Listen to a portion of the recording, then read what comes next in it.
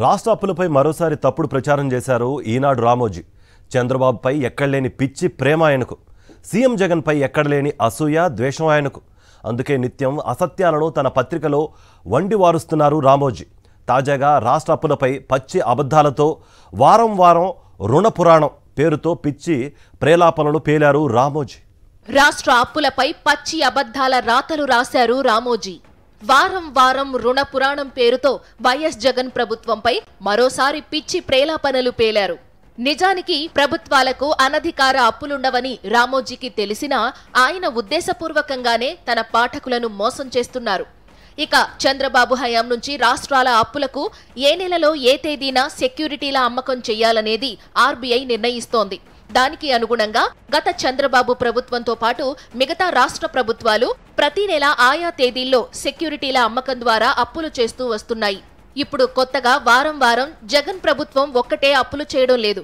ఇక మంగళవారం ఏపీతో పాటు మొత్తం 13 రాష్ట్రాలు 24,280 కోట్ల మేర అప్పులు చేయనున్నాయి.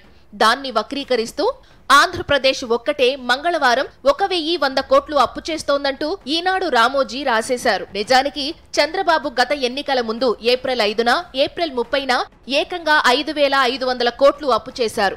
ఆ అప్పు కూడా 16 నుంచి 20 ఏళ్లలో తీర్చేలా చేశారు. ఇది మాత్రం రామోజీకి తప్పుగా కనిపించలేదు. ఇప్పుడు జగన్ అంటే నచ్చదు కాబట్టి నిబంధనల మేరకు అప్పులు చేస్తున్నా రామోజీకి తప్పుగా కనిపిస్తాయి. రాష్ట్ర రుణాల మొత్తం వడ్డీలు కలిపి చెల్లింపు భారం 10 లక్షల కోట్లకు చేరిందంటూ పచ్చి అబద్ధాలను రామోజీ గుడ్డిగా అచ్చేశారు. మరోవైపు గత చంద్రబాబు ప్రభుత్వం చేసిన అప్పుల్ని కూడా ఇప్పుడు వైఎస్ జగన్ ప్రభుత్వం తీరుస్తోంది. ఇదే విషయాన్ని కాగ్ చెప్పినా అది చంద్రబాబుకు ఇబ్బంది కాబట్టి రామోజీకి కనిపించదు. 2019 మార్చి 31 నాటికి చేసిన అప్పుల్లో వచ్చే 7 ఏళ్లలో 1,03,550 కోట్లు అంటే 53.51% చెల్లించాల్సి వస్తుందని కాగ్ నివేదిక స్పష్టంగా పేర్కొంది.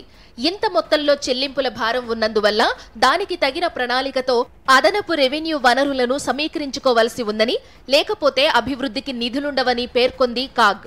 2022 మార్చి వరకు కాగ్ ఇచ్చిన నివేదికలో కూడా వచ్చే 10 ఏళ్లలో రాష్ట్ర ప్రభుత్వం చెల్లించాల్సిన అసలు అప్పులు వడ్డీ కలిపి 3.36 లక్షల కోట్లు మాత్రమే ఉందని కాగ్ స్పష్టం చేసింది.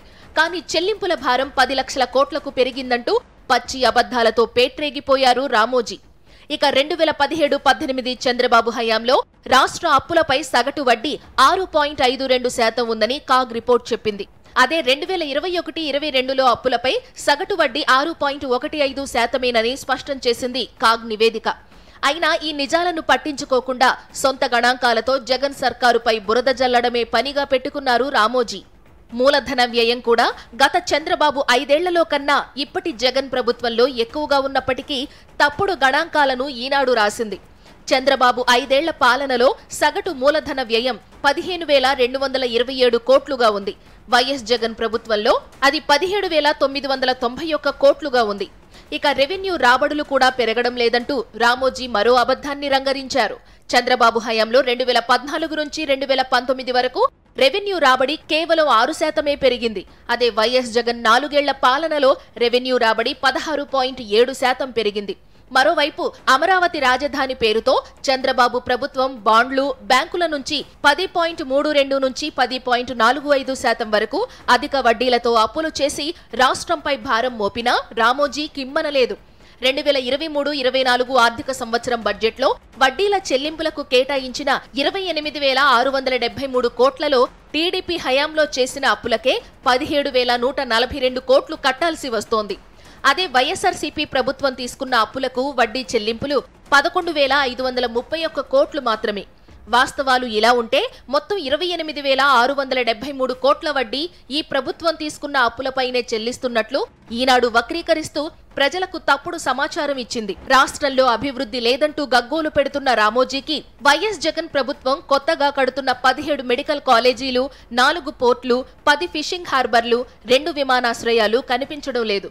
అలాగే గ్రామాల్లో 15,000 సచివాలయాలు, 10,778 రైతు భరోసా కేంద్రాలు, 10,032 village health clinics, 542 urban health clinics కూడా కనిపించడం లేదు. వైద్య రంగంలో నాడు నేడు పేరుతో 16,000 కోట్లతో ప్రభుత్వాసుపత్రుల్లో మౌలిక సదుపాయాలు కల్పిస్తోంది ప్రభుత్వం. మనబడి నాడు నేడు పేరుతో ప్రభుత్వ స్కూళ్లలో 16,000 కోట్లతో మౌలిక సదుపాయాలు కల్పిస్తోంది ప్రభుత్వం. నిజాలు ఇలా ఉంటే ఈనాడు రామోజీ మాత్రం జగన్ ప్రభుత్వంపై ఈర్ష్యతో అబద్ధపు గణాంకాలతో విష ప్రచారానికి తెగబడుతున్నారు.